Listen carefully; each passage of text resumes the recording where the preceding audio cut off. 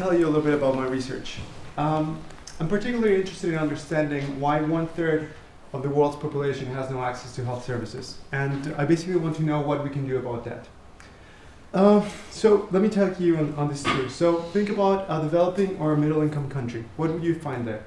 So you go into the data. You will find some sort of contributory social security system. You will find that coverage rates are very low. And on top of that, you will find that they're very skewed against those in the bottom of the income distribution. So you really have this very complicated problem. Now, think about the consequences of this. You will find one country and two populations, and they will be dying of different diseases. They will have different life expectancies. Which brings me to my question. So what do we do with this? How do we cover the uninsured? Now, it would be very nice if I could have a magic bullet. I could tell policymakers this is the perfect solution. But a famous Frenchman put it very well when he said that the perfect is the enemy of the good. So instead, I invite you to think of a solution that policymakers in Latin America and Asia are already taking into account. The idea is this. What if we provided free healthcare services and we paid this by general taxation? Now, it's obvious that there's something wrong with this, and the idea would be that we're creating a very bad incentive here.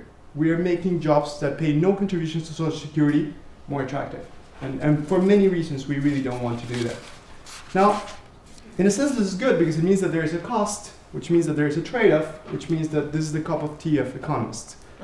And we're good at doing that kind of thing. So what my research is doing is I'm trying to understand how big this trade-off is.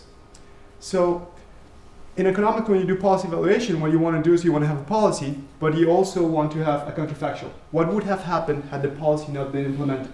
Now, this is very hard to find, and you can do small randomized controlled trials and that kind of thing, but what you really want to know is, at the country level, how this would have played out. So I'm fortunate, because in Mexico, we had this natural experiment. And what I want to do is, I want to take advantage of this experiment. What happened is that in 2002, the Mexican government introduced this massive parallel system in which free healthcare was to be given to 50 million people who were uninsured at the time. Now, the good thing is the program was so large that it was progressively introduced. Now, this is very good for me. Now, what is also even better is that Mexican politicians really try to take advantage of the system. And because in economics we have non-experimental methods, I'm able to recover the causal impact of the program on formal employment. I employ two different types of econometric methodologies, so it's difference in difference and regression discontinuity. And if you're really into econometrics, you would find the paper interesting because I propose a new methodology to deal with spillover effects, which is kind of a very difficult thing to do when you're evaluating this type of policies. But the bottom line, the thing I want to get at is I was able to estimate the causal impact of the program. So I'll give you a figure. 0.85 percentage points is the level by which formal employment is reduced in treatment municipalities. Now, is this big, is this small? It's pretty small, but let me change the metric. So let's do some back of the envelope calculations. Let me give you, this comes with extra assumptions, but I'm calculating an upper bound.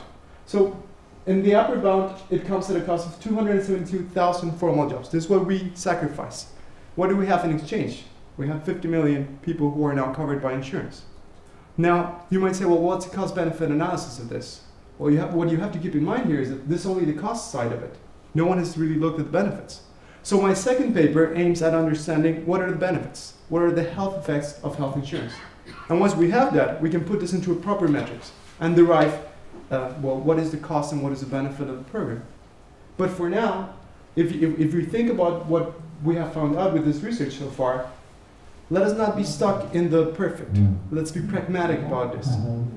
There's a true face, there's a true cost in human terms. So why should we let these people fall through the cracks in the system? We can cover them.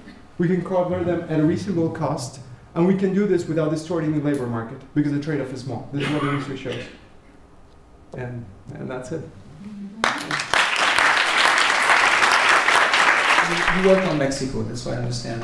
Can you think of specificities to this country that would make this result less robust in other countries? I mean, this is the standard question with natural experiment.